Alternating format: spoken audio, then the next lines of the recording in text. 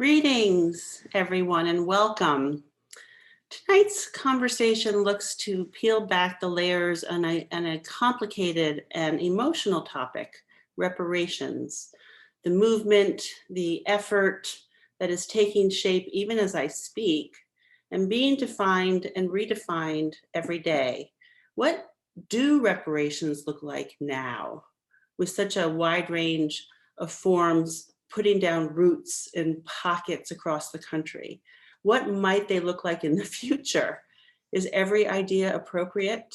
And whose job is it to untangle the messy set of questions involved? And of course, what about the pushback? What about the backlash? What about that? There are dozens, hundreds of questions. And we have a truly extraordinary group of speakers tonight who can help shine a light on a debate that is fundamental to the future of our country. My name is Marcia Eli, and I'm the Director of Programs at the Center for Brooklyn History, which is a part of the Brooklyn Public Library. We offer public programs like this one every week. CBH is a research center, a place of K through 12 education, much more. Recently, we opened a new exhibition on the outside of our building on Clinton and Pierpont Streets, which is called Brooklyn Resists. It's a part of a much bigger public history project that explores the long history of racial injustice in Brooklyn and the equally long history of Black-led protest and resistance. This program is one of many connected to the themes of Brooklyn Resists, programs that we'll be offering through the summer and into the fall and winter. So before I introduce this amazing group of people, I want to invite all of you to explore the upcoming programs and take a look at them on the BPL website under Center for Brooklyn History. These are added to every week. I also want to invite all of you to share your questions tonight. Type them into the Q&A box at the bottom of your screen. So I could spend a lot of time telling you about each of our panelists, but I'm going to be very brief in the interest of hearing more from them. Just know that they are an incredibly accomplished, dedicated group of people, and it is truly an honor to have them all here. So let me get to it and tell you who they are. Professor Marcia Chatelain is a professor of history and African American studies at Georgetown University, where she teaches about women's and girls' history as well as Black capitalism. Her most recent book, Franchise: The Golden Arches in Black America, examines the relationship between African American politicians, civil rights organizations, communities, and the fast food industry, and just won the 2021 Pulitzer Prize in History. At Georgetown, which announced its reparations program in 2019, Professor Chatelain served on the university's working group on slavery, memory, and reconciliation. Thank you for being here. Rue Simmons is the founder and executive director of First Repair, a new not-for-profit organization that advocates for local reparations nationally. She is the former 5th Ward alderman for the city of Evanston, Illinois, where she led with others the passage of the nation's first and only municipal-funded reparations legislation. She is a commissioner of the National African American Reparations Commission, NAARC, a member of the Legislative Committee of the National Coalition of Blacks for Reparations in America, NCOBRA, and previously served as president of the Evanston Black Business Alliance. Welcome, Robin. David Ragland is one of the co-founders of the Truth Telling Project and the director of the Grassroots Reparations Campaign. He is also the reparations director at Jubilee Justice and Impact Investment and Education firm, and a founding member of Cabilio Community and Farms Collective, a queer Black-led intentional community focused on healing and reparations. A writer, scholar, and activist, he currently teaches at Pacifica Graduate Institute and leads their grassroots reparations campaign's online course, Building a Culture of Reparations. And finally, our moderator tonight is Aaron Morrison, a national race and ethnicity writer for the Associated Press, an award-winning multimedia journalist who was earlier a senior reporter at The Appeal and an online correspondent and senior writer for Mike. Aaron is a longtime member of the National Association of Black Journalists and has served on the board of their New York City chapter. So welcome everyone. Thank you so much for being here. I'm going to turn it over to Aaron. Okay, thank you very much, Marcia, for that introduction. And there's a lot to cover here, so I don't want to even give opening remarks of my own. I want our audience to hear as much from the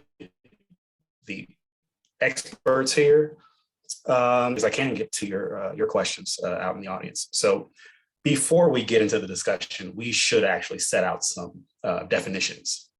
And so I'm going to toss this to Marcia. Can you define what we mean when we're talking about reparations for enslavement in the US?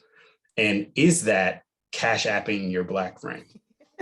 I always, I think, the best wisdom and the best humor comes from Twitter. So I've noticed that people talk about cash apping Black people on their birthdays and for reparations, which I think is kind of a humorous way of thinking about something that's very serious and can sometimes be really painful. For me, I think a reparations framework has to start with an acknowledgement of a harm. And there has to be an understanding that that harm can never be fully repaid. And that's what motivates the creativity and the flexibility to try to achieve something in one's lifetime. And I think about this a lot, having spent a lot of time talking about universities and slavery.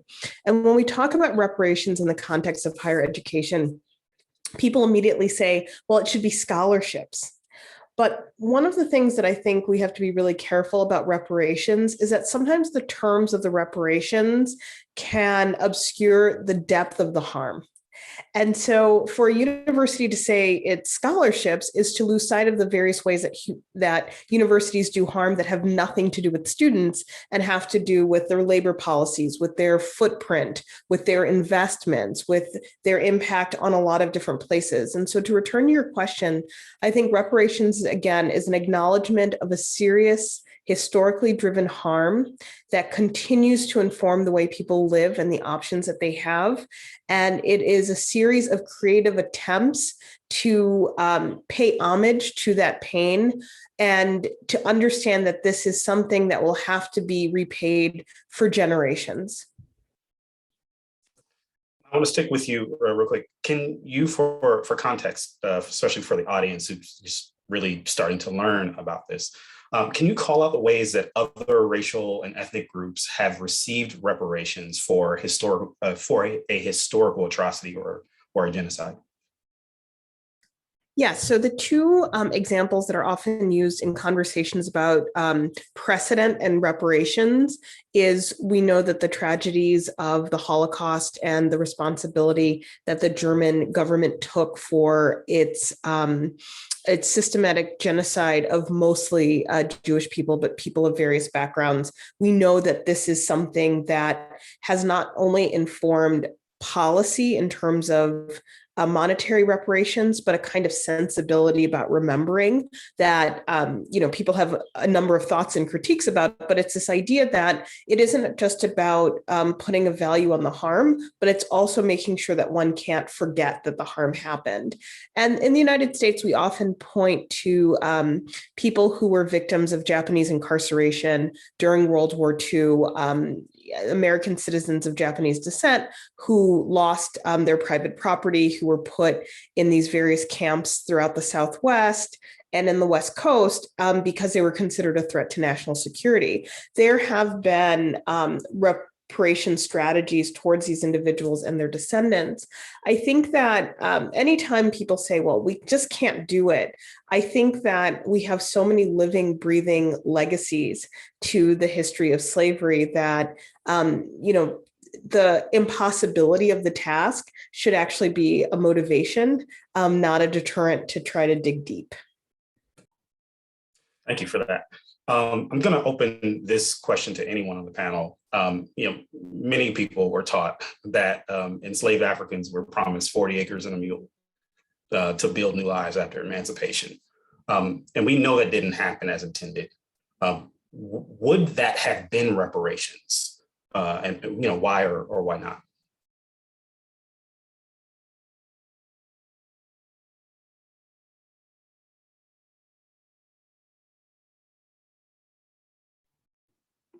I'll jump in. Absolutely, it would have been reparations.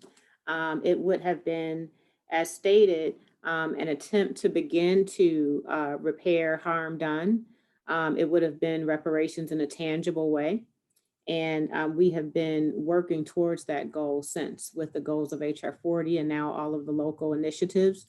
But the answer, in my opinion, is yes.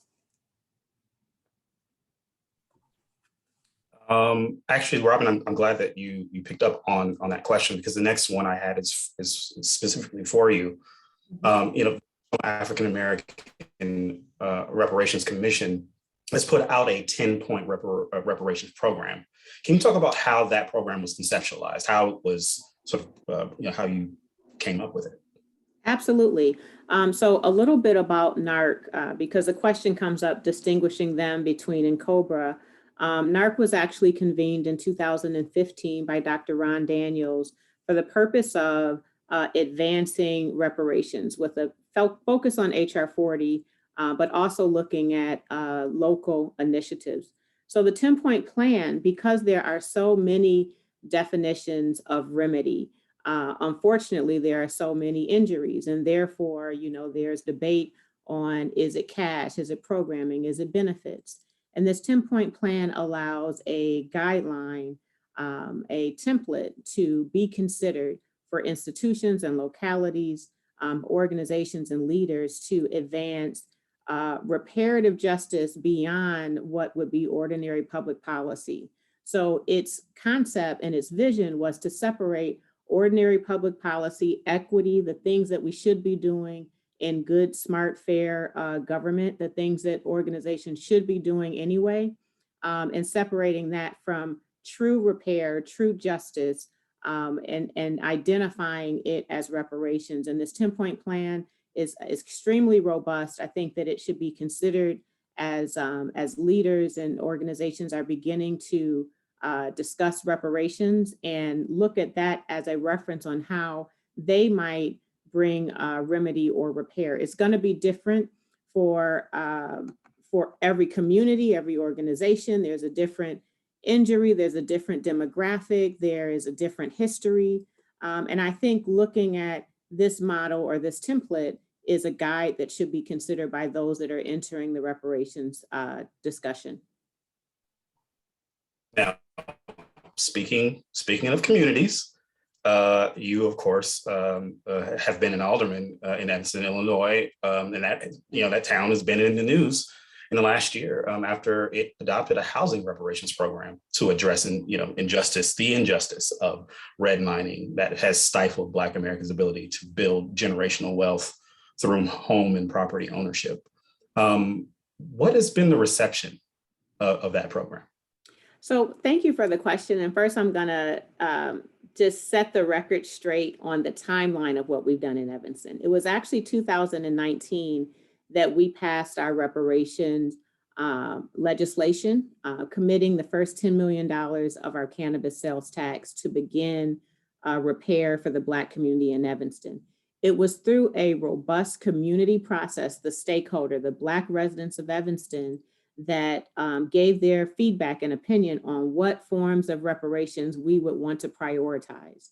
And it was housing that often came up due to not just redlining, which is actually a federal policy. We had to look very hyper local so that our reparation policy was specific to Evanston and it could stand legal muster.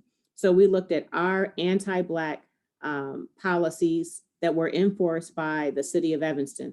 That includes specific housing and zoning laws that stripped away wealth and opportunity and restricted the Black community to live in one area. So the first part to that question is, it was greatly received.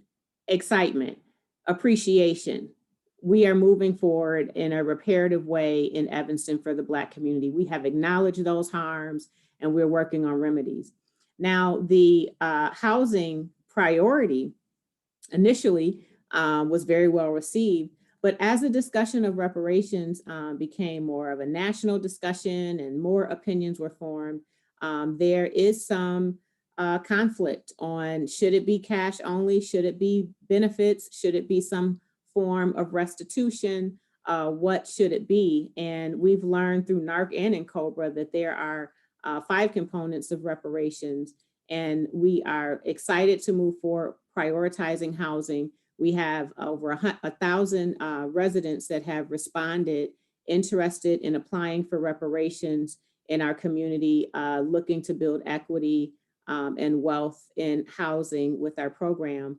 But we know that we have a lot more work to do. So through our initial passing, we have found there's more of an interest and appetite in cash benefits. And that's something that we'll have to discuss. But I think it's important that at a local level, we remember what our capacity is and what our responsibility is in terms of reparations, and hold Congress accountable to pass and fund HR 40 so that the Black community in America can get closer to the full repair that we've been fighting for.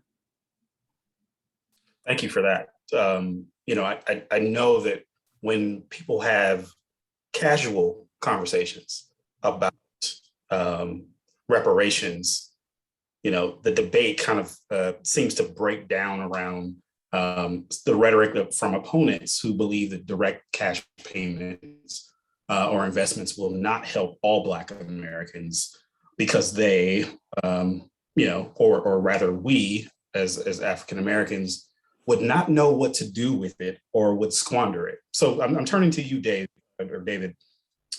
We know historically that when Black folks have had assets and unfettered access to resources, they built wealth. Tulsa's Black Wall Street is just one of several examples. So, Dave, I want to know, you know, where does the belief that reparations won't fix anything come from, in your mind? Sure. You know, I think partly it is from this perspective, this limited view of what reparations is. As Robin and Marcia mentioned, particularly under NCOBRA and NAARC, reparations have 5 areas: compensation, restitution, education or satisfaction, and culture building, healing, mental, physical, and spiritual, and then guarantees of non-repeat. And so that limited view of reparations is part of it. And I think part of it also is just generally white supremacy and the people who are wielding power, who are really unwilling to grapple with history and committed in so many different ways to a particular narrative that, you know, Black folk will squander it when we're looking at a moment in history when our planet the resources on our planet have been squandered. By whom? We're looking at potential squandered at the polls, right? Where there's increasing fascism that's preventing Black folk from voting, Black and brown folks. You know, in addition to like all of the anti-Blackness, anti-Latinx, and anti-Indigenous sentiments that squander the notion of a democratic and plural society. The Kellogg Foundation reported that the cost of racism in the United States is $500 billion. So, you know, the question is, who's squandering what? Right. Yeah. So, you know, that's one question: who's squandering what? But then there's always the question, and this question is for anybody on the panel. There's always the question of who should pay for reparations to the descendants of the formerly enslaved or those harmed by other atrocities. Who should pay? Sure. And I'll just jump since my mic is still on. I think every white person has a stake in reparations. And as the Movement for Black Lives described personal reparations as resource reallocation or resource redistribution. But when we think about how white people, even if you just got to this country, benefit from an infrastructure and economic system set up through colonization and slavery, where white folks are more likely to get a job, mortgage, not be harassed by police, in almost every vector of American society, white people benefited from. And so even when white people are telling themselves like, my ancestor got here and pulled themselves up by their bootstraps, the misnomer is if you just got here and you went and found a job, right, would we even be allowed in the building, right, to apply for the job? And if we got in the building, like, what would happen? And I'm sure there are other thoughts as well too, but I think in order for reparations to be impactful, every white person have to have a stake in it. Institutions like churches and you name it, nonprofit and for-profit companies, governments at local, regional, state, and federal level. They all have a part in reparations. I want to leave that question open for any other panelists, please. I think that this is such a kind of fascinating idea about some debt is intolerable and other forms of debt are totally acceptable. So trillions of dollars on war, completely acceptable. Trillions of dollars on prisons, completely acceptable. And so there's this, as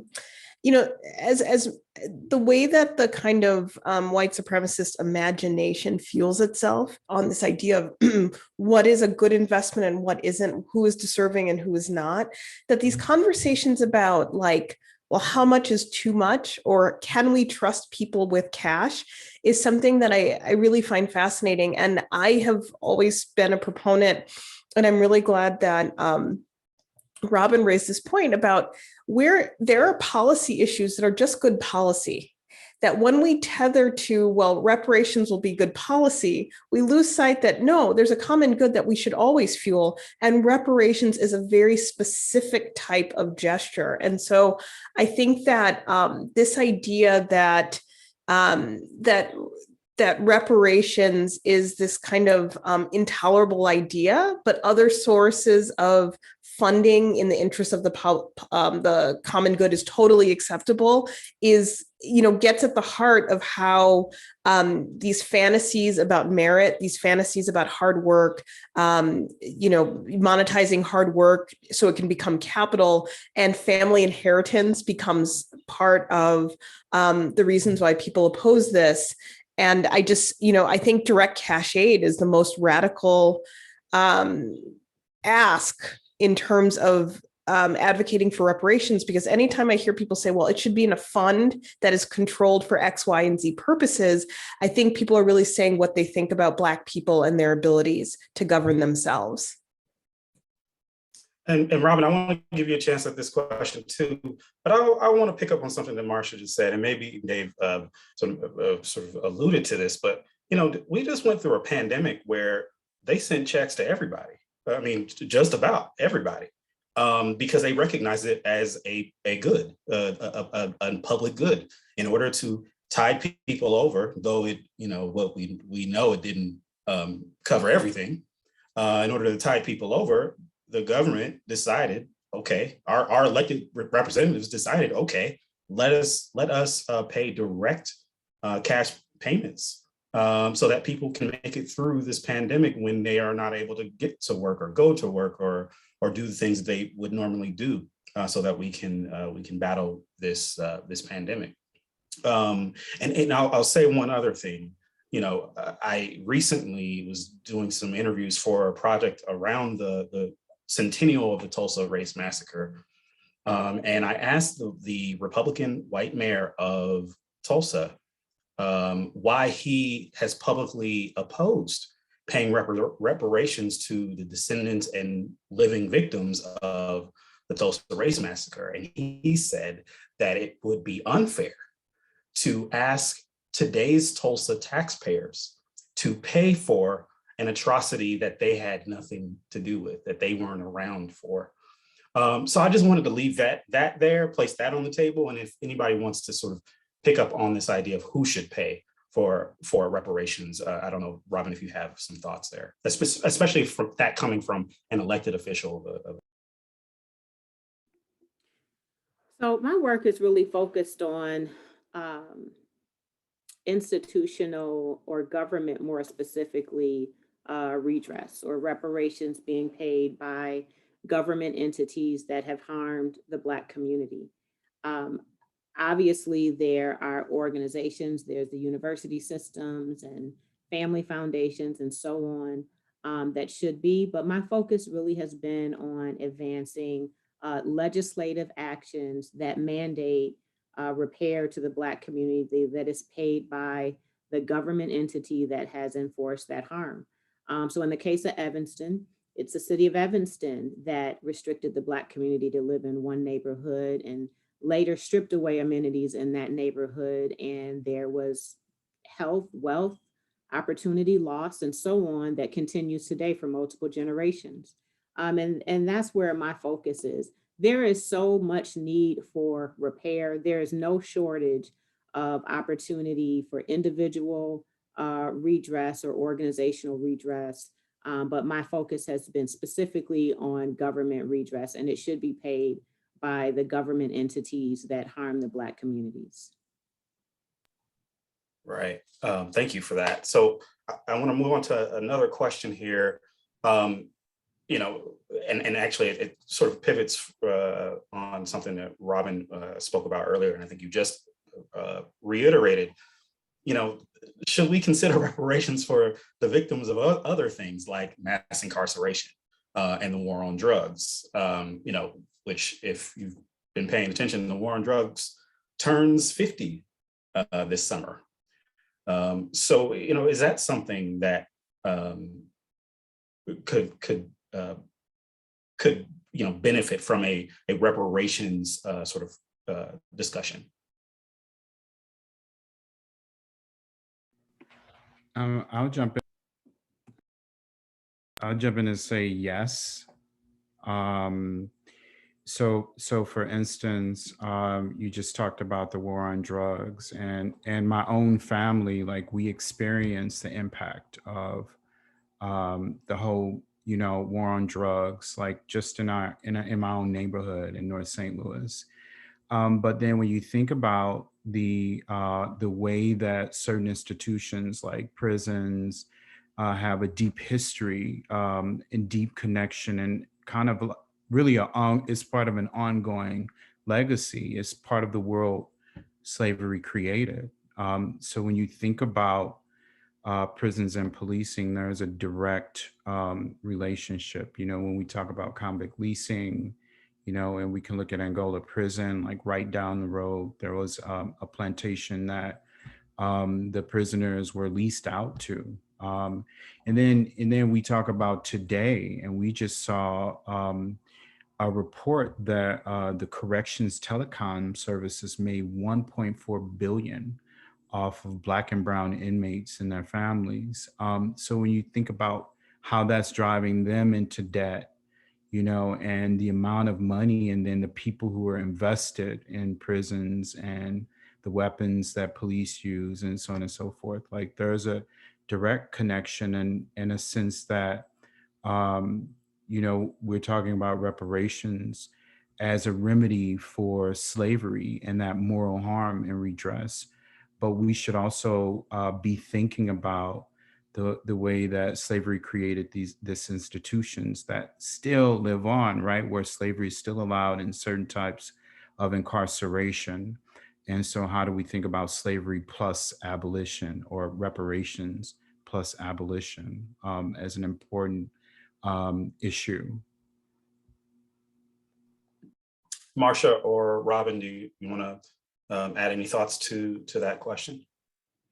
You know, the conversation about the war on drugs just made me think of something else that came up I believe when Cynthia Nixon was running for governor of New York, and she made a comment about, maybe if we think about legalization schemes, this can, the revenues that generated from legalized marijuana could be a kind of form of reparations. And, that idea can be viewed in two very distinct ways. And I think that what needs to happen more in these conversations is for people to really address the fact that within the kind of Black populace in the United States, there's a lot of feelings about reparations that aren't necessarily pro and are not necessarily supportive of these types of creative ideas about how we fund reparations, because they're tied to so much of the emotional and cultural baggage around drug use, around victimization, around the carceral state, that I think we have to be very sensitive to the fact that the argument for reparations isn't just about helping white people understand the importance of it, but it is also, I think, an internal community conversation about feelings of shame and discomfort about these various ideas. And there's nothing wrong with that. But I think that sometimes this conversation is like, well, Black people, of course, are on board with it because they are a monolith that sees it in this particular way. But I think that the more and more we see these creative ways of addressing reparations, the more and more we see, that people have a very different kind of relationship to the past and feelings of shame and discomfort with thinking about their own tethers to the institution of slavery. Thank you. I can move on, or Robin, if you had any thoughts. We're almost coming up on the time to open up for Q&A. So, I would just agree that reparation, there's, as I stated, no shortage. There's, predatory lending, mass incarceration, the list goes on of the injury, and there should be repair. That allows localities an opportunity to engage in reparation. I think looking at their history and what role they may have played, and just starting with one area of repair. So I agree, those areas should have reach. I actually want to stick with you, Robin, because you already have name checked HR 40 as the federal legislation concerning reparations, or at least the study of it. What are the biggest hurdles right now to getting a federal reparations program over the finish line? Well, first we should, acknowledge that since 1989, when it was introduced, it's had a historic movement out of Judiciary Committee. I think that was in February of this year. And you have 180 co-sponsors under the, fearless leadership of Congresswoman Sheila Jackson Lee. You have our president and vice president stating that they support the study. The bill now has been edited to study and actually develop proposals for remedy for HR 40. And the hurdles are simply getting it out of the Senate. It's unlikely that that'll happen, but we have an administration that has stated their support, and an executive order is a possibility. Right now, there's strong support in the House. There's support that is still needed. But right now, the discussion is, how do we fund it? And I think it was mentioned earlier in the discussion, how we figured out how to fund, COVID relief. That was you, Aaron. And I agree that we need to make repair for the Black community in America an emergency. It is overdue. It is egregious that we are still in this time in history fighting for just the study of reparations. So figuring out how to fund it, I've heard the numbers, into the tens of trillions of dollars, and I'm sure that's going to be intimidating to some. But again, we figure out everything else. So we just have to have the heart and the will. Enough legislators have to have the heart and the will. Enough influencers have to have that for us to move the legislation forward. And I believe with the current leadership of Congresswoman Sheila Jackson Lee that we'll see the passing of HR 40. I believe we'll see it in this year. And then we'll have a lot of work to do on developing those remedy proposals. The commission that is appointed will have to develop those proposals. I actually, what you're just saying here made me think of, the difference or the distinction between a, commission created through a piece of legislation versus, a task force that can be convened, say, by the president and the vice president who support the study of reparations. So I guess, I will pose this to you. Why can't they just create a task force to do? They can. So Okay. they can. That the answer is they can and they should. And that would be justice. That would be the right thing to do. It should have been Juneteenth is a federal holiday and reparations is an executive order, right? Those things should have traveled together. Truth and reconciliation without repair is not enough. So the answer is they can, and they have not. And more pressure needs to be applied. And that's our responsibility as citizens and voters. This question is for everybody. How should people, the folks that are watching us, how should they go back to their kitchen tables or to their family reunions or whatever gatherings they may be having this summer and talk about this? Like, what's a good icebreaker when it comes to talking about reparations, especially if you are a white person and going to talk to your family about getting them on board with this idea of supporting reparations policy?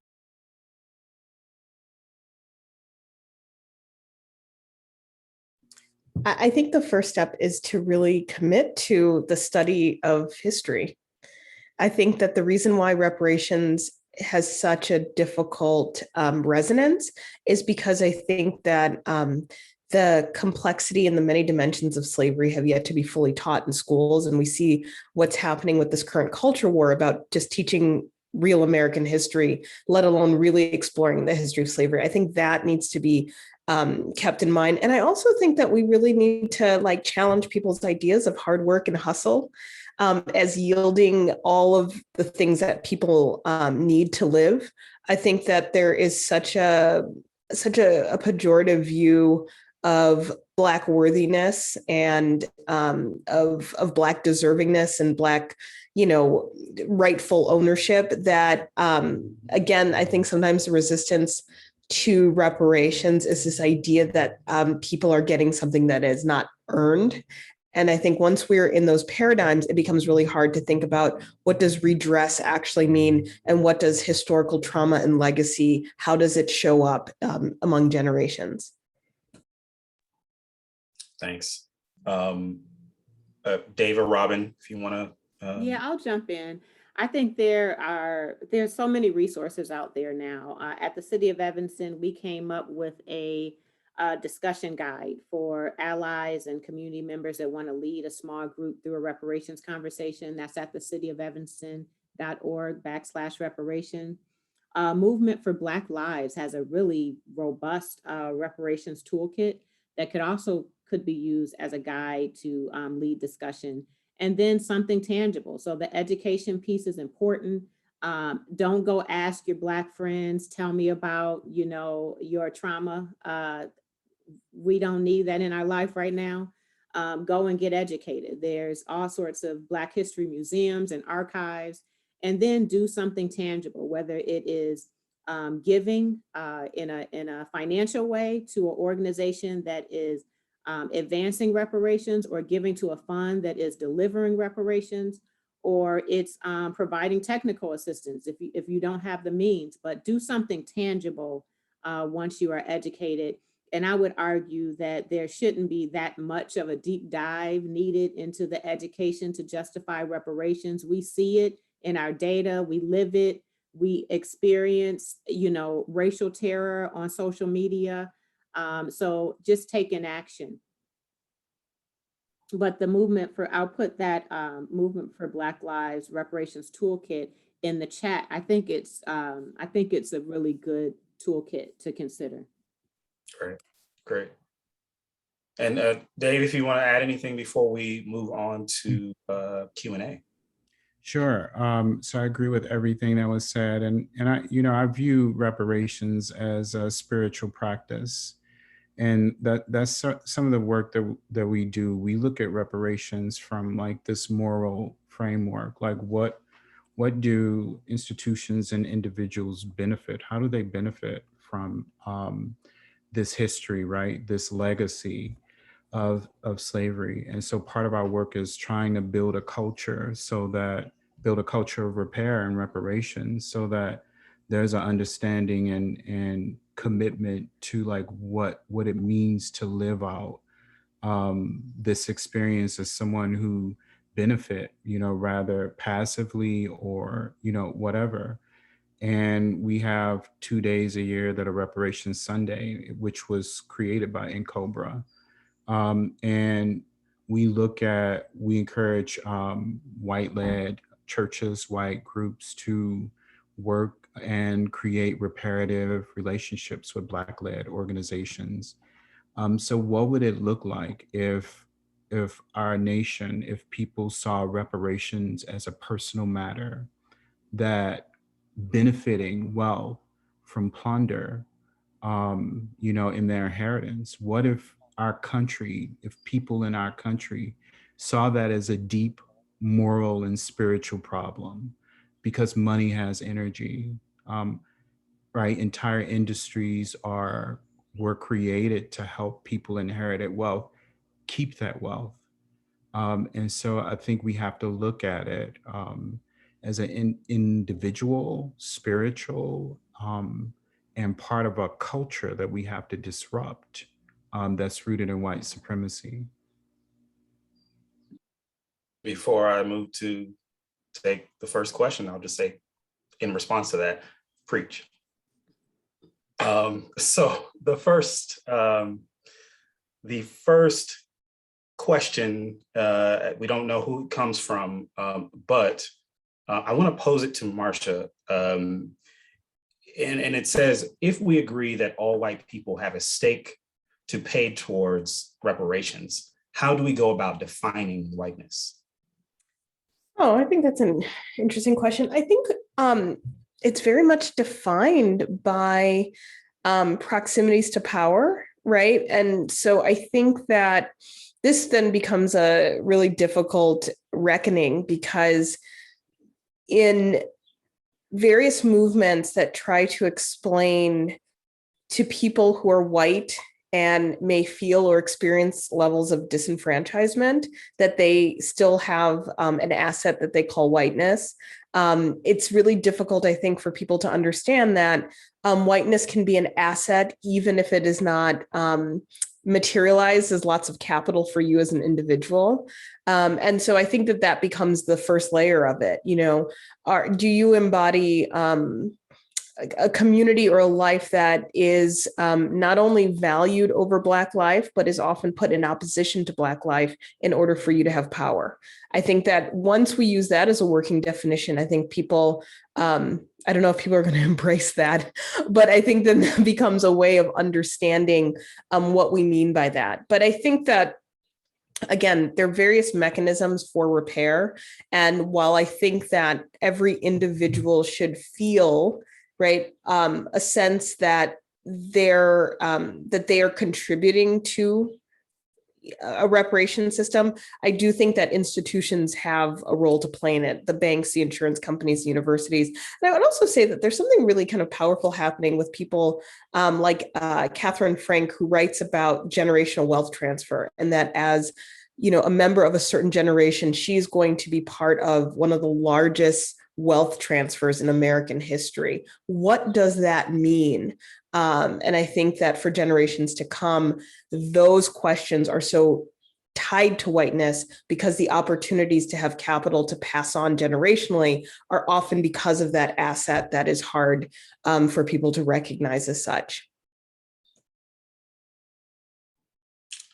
Okay, our next question comes from Francis, and they ask, what are the merits of more institutional reparations that may benefit multiple generations versus immediate direct reparations to individuals? Should there be both? or is there a preference?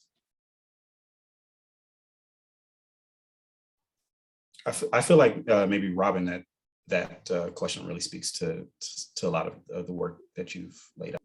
There should be both. And again, you have to start somewhere. I just disagree with being paralyzed in theory, and I really challenge leaders to jump more into practice. And I would love to see more of that. There should be both.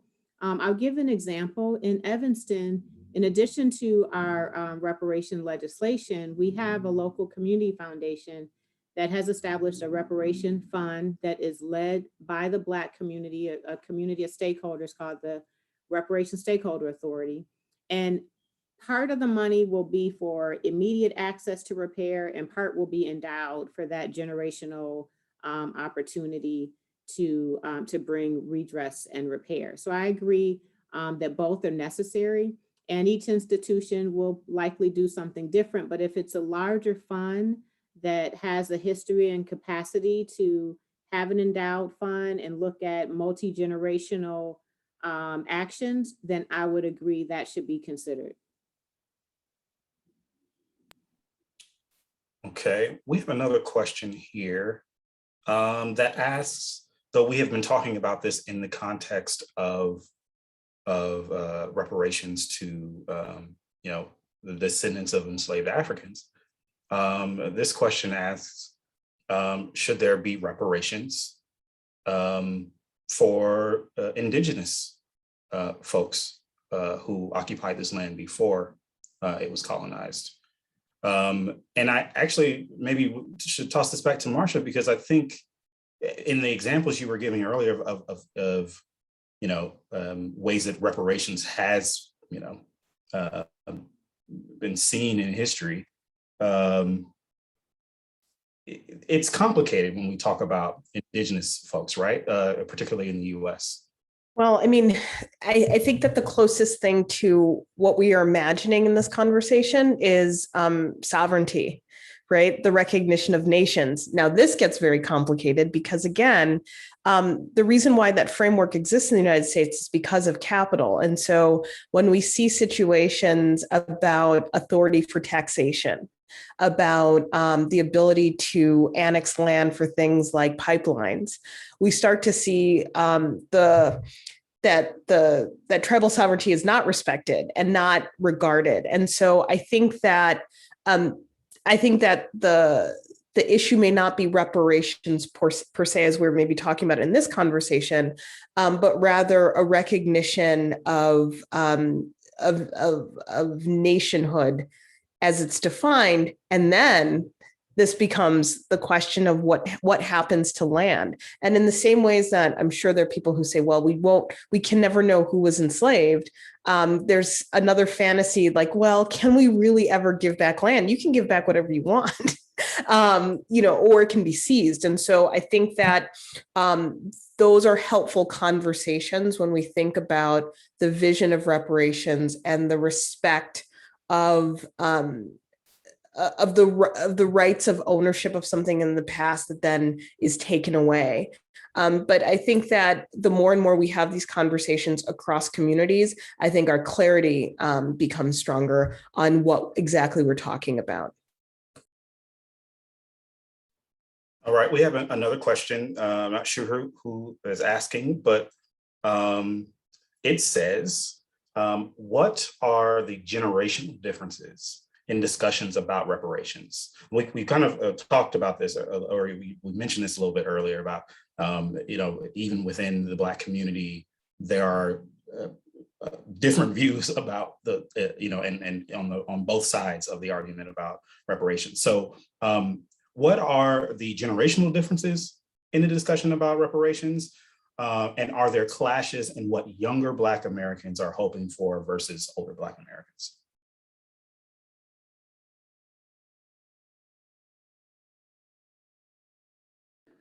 I would say in my work in an application of reparations, that the older generation has been more committed to it and hopeful for their descendants and the generations that come after them.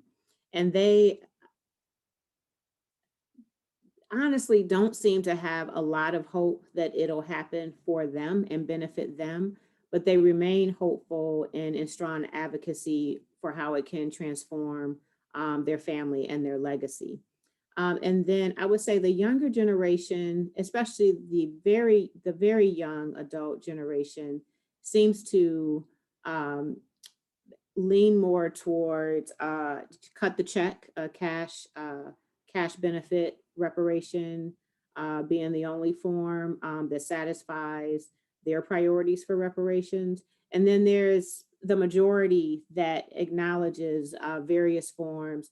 As you mentioned, I think it was Dave actually that acknowledged in COBRA's 5 points, or that's actually international law, cessation, guarantee of non-repetition. It doesn't matter how big the check is if we still have predatory lending to go get a mortgage and restrictive zoning where we can't live in areas that have high land wealth, then what have we really accomplished? So I would say that the extremes are our elders that are holding out hope for us and those that come after us to have repair.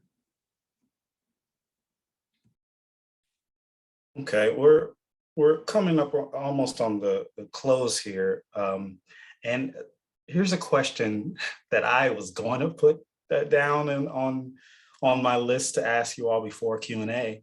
But I feel like it would be useful for the audience to hear the response to this.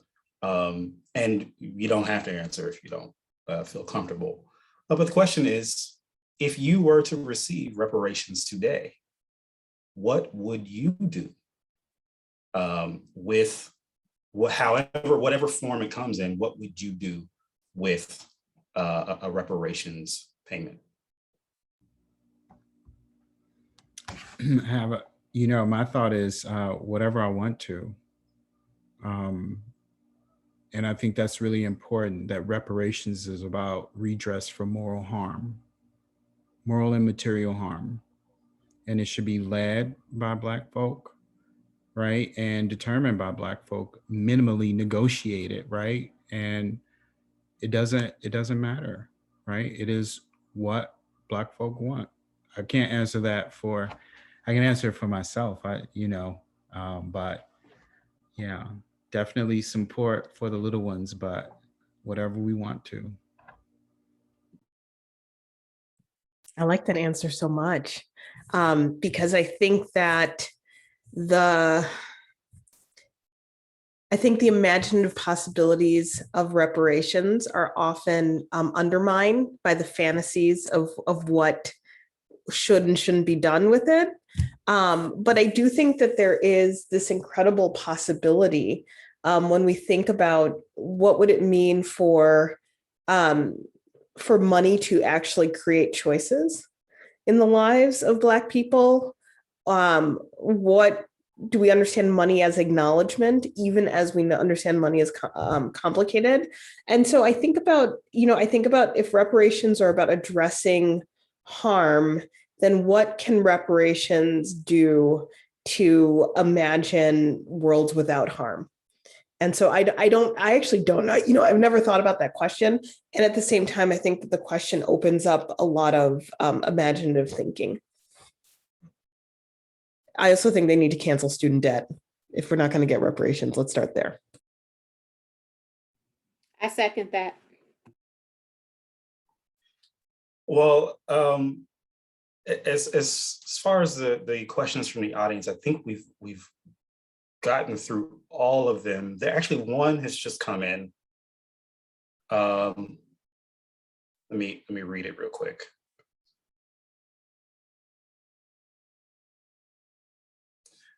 This is actually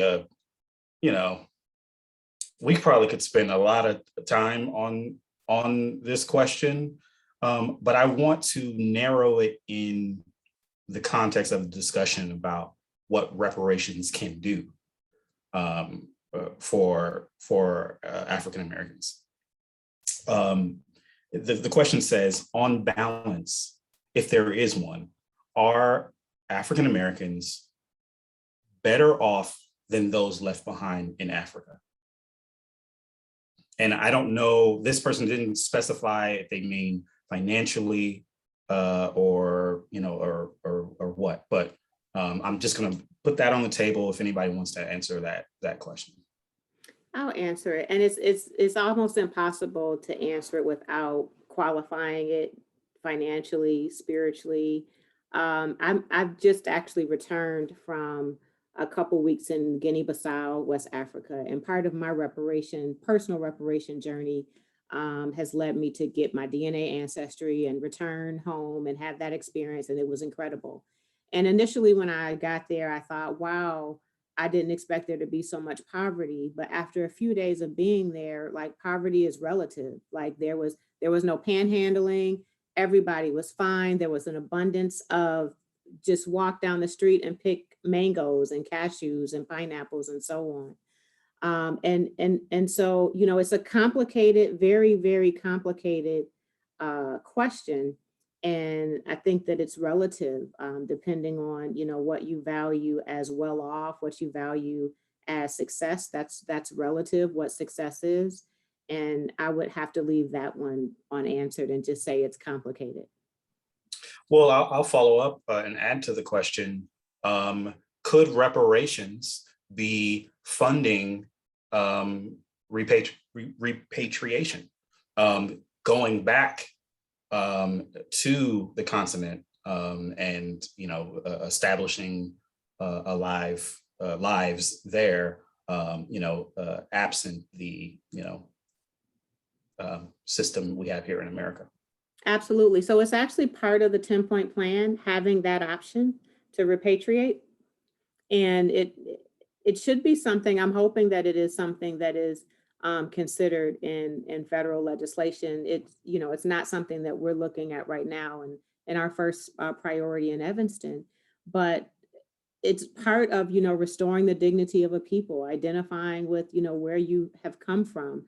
I can speak personally on the experience to go to the village, the people of Balanta in Guinea-Bissau, not just knowing I'm from West Africa, but having that detail on exactly where I'm from, meeting the community, them embracing me, welcome home, hearing their stories of their ancestors that were ripped out of the villages and sent away.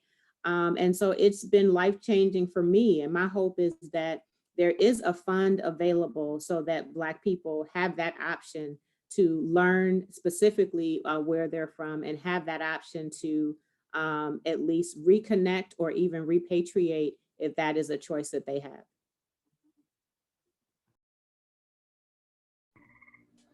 Unless Marcia or Dave, you want to weigh in on that? I want to just agree with the complicatedness of that question. But I want to also just point out that, you know, colonialism and slavery were world-making events, meaning they completely transformed the trajectory of humankind, meaning, you know, what would it look like for people to have not been invaded, culture disrupted, language stolen, religion stolen, on and on and on. And then after that, you know, the Europeans met in what is now Germany for the first human rights conference where they divided up Africa, right, to quote unquote save Africa from slavery, Arab slave trade. So like, I think it's important to really think about the way these slavery and colonization really changed. And if we were to really answer that question, like, you know, you have to do some speculative fiction, right? Maybe Wakanda's an answer. So when people allowed to develop in ways that they choose, right? We can look pre-World War II Japan and look at the relationship that Japan had with the West, right? They didn't actually allow non-Japanese people onto the land because it was considered sacred, right? Or under very rare occasions. So what does it look like to not have development disrupted in people's course? I think that's a good place to leave it. So thank you all. Thank you, Dave and Marcia and Robin. I'm actually, especially at the tail end of this, I'm really honored to have had this discussion. This was enlightening for me, but I really truly hope it was enlightening for the audience as well. And with that, I'm going to turn it back to Marcia. The other Marcia. The other Marcia. Thank you. Thank you, Aaron. Thank you all. This was a very serious conversation, and I really appreciate your thoughtfulness. And it deserves serious discussion. I think that there were probably a lot of people like me who nodded a lot throughout this last hour listening to you, and maybe even said out loud, So my thanks to all of you for bringing this conversation to the Center for Brooklyn History, to this space. And I wanted to, there was some talk of history and the commitment to understanding history as a first step to understanding reparations and embracing reparations. And I, on that note, would love to tell everybody else who is still here about two programs that we have coming up at the Center for Brooklyn History, in one next week and one the week after, that I hope that you will consider coming to. One is I think will be a very powerful conversation about documenting last summer's protests here in New York City.